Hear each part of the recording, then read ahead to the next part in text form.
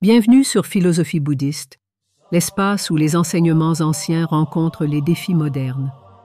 Ici, nous explorons la sagesse du Bouddha pour cultiver la paix intérieure, la compassion et l'épanouissement.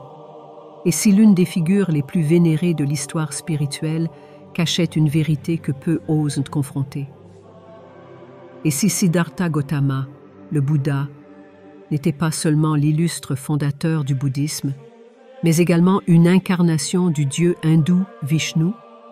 Cette affirmation, à première vue audacieuse, est au cœur d'un débat religieux qui traverse des millénaires. Ce n'est pas seulement une question théologique, c'est un défi à tout ce que nous pensons savoir sur les liens entre le bouddhisme et l'hindouisme. D'un côté, certains hindous affirment que Bouddha n'a jamais vraiment quitté la sphère hindoue. Ils soutiennent qu'il était un avatar divin, envoyé pour remplir une mission spirituelle spécifique dans le cadre du grand plan cosmique de Vishnu. Mais pour de nombreux bouddhistes, ces déclarations ne sont rien de moins qu'une tentative d'effacement, une négation des enseignements originaux de Bouddha et de la philosophie qu'il a laissée derrière lui. Cette controverse soulève des questions profondes. Si Bouddha est vraiment une incarnation de Vishnu, cela pourrait redéfinir les contours de ces deux grandes traditions spirituelles. Si ce n'est pas le cas, alors l'hindouisme doit peut-être être fait face à la manière dont il a historiquement intégré d'autres croyances. Les enjeux sont énormes.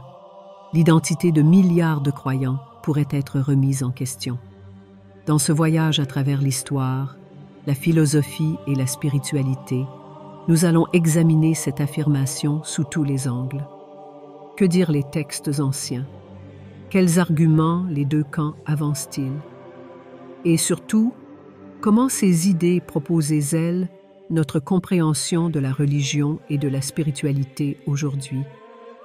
Préparez-vous à explorer un territoire où l'histoire et le mythe se croisent et où chaque réponse semble en soulever une autre. L'histoire des relations entre le bouddhisme et l'hindouisme est aussi complexe que fascinante. Né sur le sol indien, le bouddhisme a vu le jour dans un contexte dominé par l'hindouisme et ses pratiques rituelles.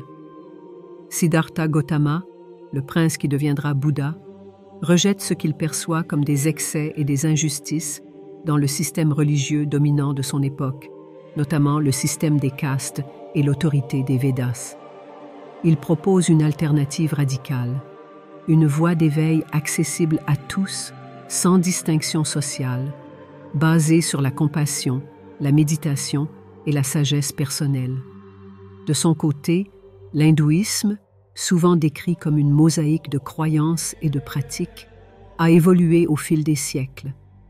Parmi ses figures centrales se trouve Vishnu, le dieu protecteur, connu pour ses multiples incarnations sur Terre, appelé Avatar.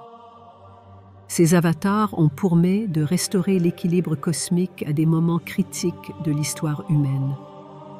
La proximité entre ces deux traditions est évidente, à la fois géographiquement et philosophiquement. Dans des villes comme Varanasi, les temples hindous coexistent avec des sites bouddhistes témoignant d'une longue histoire d'échanges culturels et religieux. Cependant, cette proximité a également engendré des tensions. L'idée que Bouddha pourrait être une incarnation de Vishnu reflète ces interactions complexes, mais elle soulève également la question de savoir où finit l'influence mutuelle et où commence l'appropriation. En explorant ce contexte, on comprend que les lignes entre le bouddhisme et l'hindouisme ne sont pas toujours aussi claires qu'on pourrait le croire. Cette ambiguïté est à la base du débat contemporain qui alimente cette question controversée. Pour les partisans hindous de cette théorie, les preuves sont nombreuses et convaincantes. Les textes anciens tels que le Bhagavata Purana mentionnent clairement Bouddha comme le 9e avatar de Vishnu.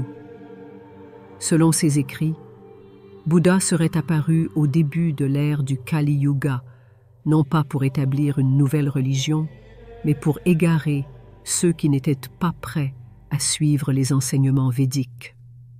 Cette mission serait donc une partie intégrante du rôle de Vishnu en tant que protecteur du Dharma. Certains érudits hindous vont plus loin en soulignant les similitudes philosophiques entre les enseignements de Bouddha et les concepts hindous. Par exemple, le karma et la réincarnation, qui jouent un rôle central dans le bouddhisme, trouvent également leurs racines dans l'hindouisme. De plus, l'accent mis par Bouddha sur la compassion et la non-violence est souvent interprété comme un prolongement des Védiques. Cette perspective présente Bouddha non pas comme un révolutionnaire cherchant à briser les traditions hindoues, mais comme un réformateur divin œuvrant à purifier la religion de ses excès. Dans cette optique, le rejet par Bouddha des sacrifices d'animaux et du système des castes n'était pas une rupture, mais une réinterprétation fidèle aux principes fondamentaux de l'hindouisme. Cependant, cette interprétation est loin d'être universellement acceptée, et elle est souvent perçue comme une tentative d'absorber le bouddhisme dans le giron hindou. Pourtant, pour de nombreux hindous, l'idée de Bouddha en tant qu'avatar de Vishnu est une célébration de son importance spirituelle et non une négation de son individualité. Pour les bouddhistes, l'idée que Bouddha pourrait être une incarnation de Vishnu n'est pas seulement erronée, elle est profondément incompatible avec leurs enseignements fondamentaux. Bouddha lui-même, tel qu'il est décrit dans les textes bouddhistes anciens comme le Canon Pali, s'est toujours présenté comme un être humain ayant atteint l'éveil par ses propres efforts. Il a rejeté l'existence d'un créateur suprême et a enseigné que l'univers fonctionne selon des lois naturelles, indépendantes d'une volonté divine. Cette autonomie spirituelle est au cœur du bouddhisme. L'idée qu'un Dieu pourrait intervenir dans le cheminement individuel vers l'éveil est perçue comme une distorsion fondamentale des enseignements de Bouddha.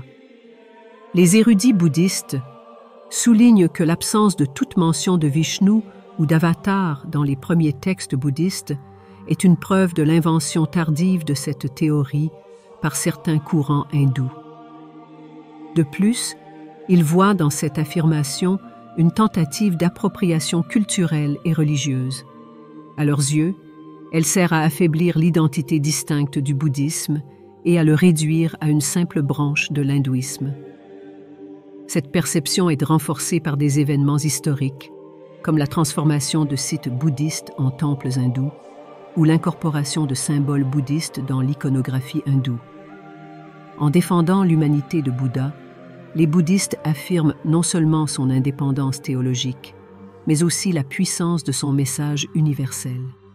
L'éveil est à la portée de tous, déterminant des croyances ou des origines. Ce message, dit-il, perd son sens si Bouddha est perçu comme un être divin soumis à une autre volonté cosmique. Ce développement respecte les consignes, chaque section ayant un style unique pour maintenir l'intérêt. Une petite conclusion et un appel à l'action seront ajoutés dans la dernière section. Souhaites-tu que je continue avec les sections restantes? La rivalité entre le bouddhisme et l'hindouisme ne se limite pas à des débats philosophiques. Elle plonge profondément dans l'histoire et les dynamiques de pouvoir. Le bouddhisme, qui a vu le jour comme une alternative au système social hiérarchique de l'hindouisme, a rapidement gagné du terrain en Inde ancienne. C'est remarquable de rejet des castes, de renoncement aux sacrifices védiques et d'ouverture universelle en ont fait une force révolutionnaire dans une société dominée par des rituels élitistes. Cependant, cette montée en puissance n'a pas été sans opposition. Les historiens notent que durant l'Empire Gupta, une période souvent décrite comme un âge d'or pour l'hindouisme, les dirigeants ont soutenu activement la renaissance des pratiques védiques. Cette période a coïncidé avec une diminution progressive de l'influence bouddhiste en Inde. Certains chercheurs interprètent même l'inclusion de Bouddha en tant qu'avatar de Vishnu comme une stratégie politique visant à désamorcer la montée du bouddhisme. En assimilant son fondateur à un élément du panthéon hindou, les dirigeants hindous ont pu affirmer que le bouddhisme n'était pas une religion distincte, mais une réinterprétation de l'hindouisme. Cette lutte pour le pouvoir spirituel ne s'est pas limitée à l'Antiquité. Les siècles suivants ont vu des temples bouddhistes transformés en sanctuaires hindous et des traditions bouddhistes absorbées ou marginalisées dans des régions où elles étaient autrefois florissantes. Même le site sacré de Bodh Gaya, lieu d'éveil du Bouddha, a été contrôlé par des institutions hindoues pendant des siècles, jusqu'à ce que les bouddhistes, avec le soutien des colons britanniques, récupèrent partiellement ce lieu au XIXe siècle. Les implications politiques de cette rivalité se poursuivent aujourd'hui. En Inde moderne, où les identités religieuses sont souvent liées à des questions de pouvoir, le débat sur Bouddha et Vishnu reste un sujet sensible. Des groupes nationalistes hindous soutiennent la thèse de l'avatar, tandis que les bouddhistes défendent farouchement leur autonomie. Ces tensions se manifestent dans les politiques de conservation des sites historiques, les contenus des manuels scolaires et même dans les discours des dirigeants religieux. Cette lutte dépasse les simples questions de théologie. Elle touche à des enjeux d'identité, de mémoire historique et de justice sociale. Chaque côté voit dans ce débat une bataille pour préserver son héritage et chaque concession semble remettre en question des siècles d'histoire. À l'ère numérique, le conflit entre bouddhisme et hindouisme prend une nouvelle dimension. Des plateformes comme Twitter et Facebook sont devenues des champs de bataille où des millions de personnes débattent passionnément de cette question. Des hashtags comme #BuddhaNotHindu ou A Buddha Avatar of Vishnu circulent, attirant des milliers de commentaires et partages. Ces débats, souvent empreints d'émotion, montrent à quel point ce sujet reste profondément ancré dans les identités contemporaines. Les tensions modernes sont également exacerbées par des questions liées à la gestion des sites religieux. Des lieux emblématiques comme Sarnath, où Bouddha a prononcé son premier sermon, deviennent des points de friction entre les communautés bouddhistes et hindoues.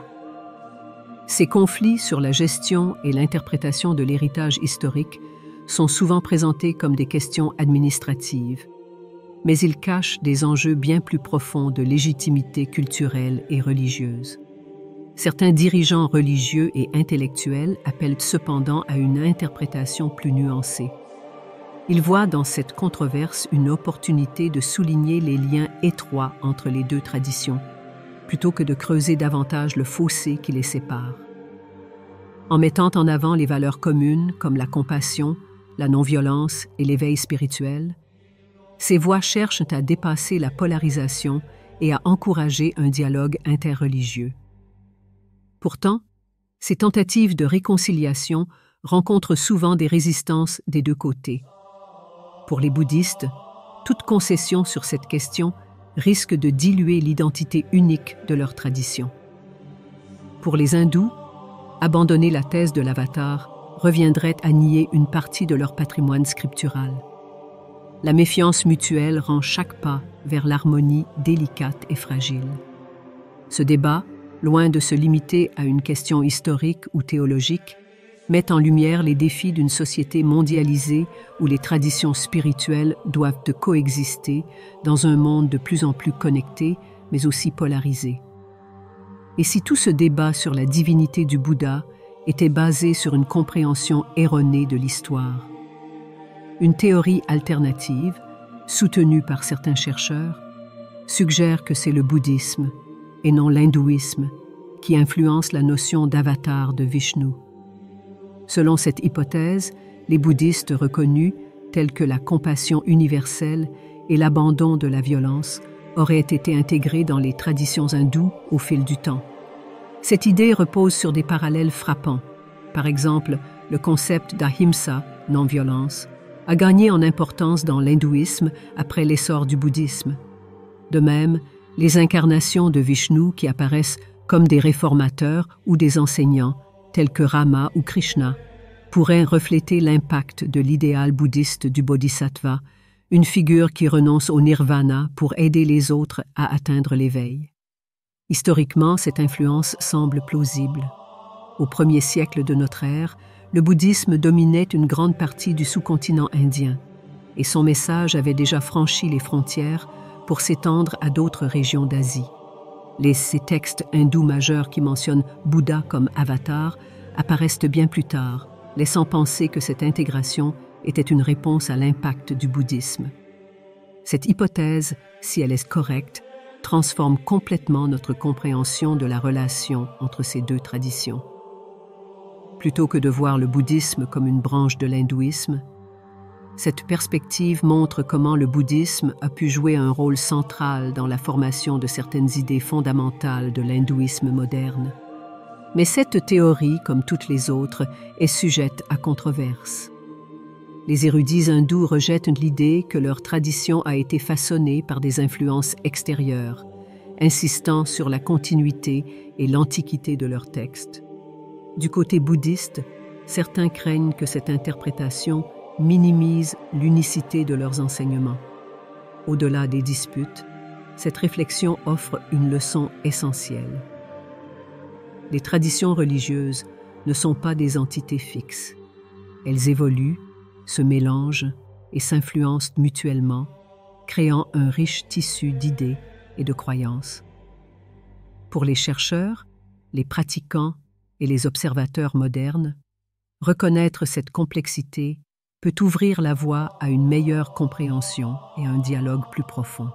Cette exploration des liens entre le bouddhisme et l'hindouisme nous rappelle une chose fondamentale.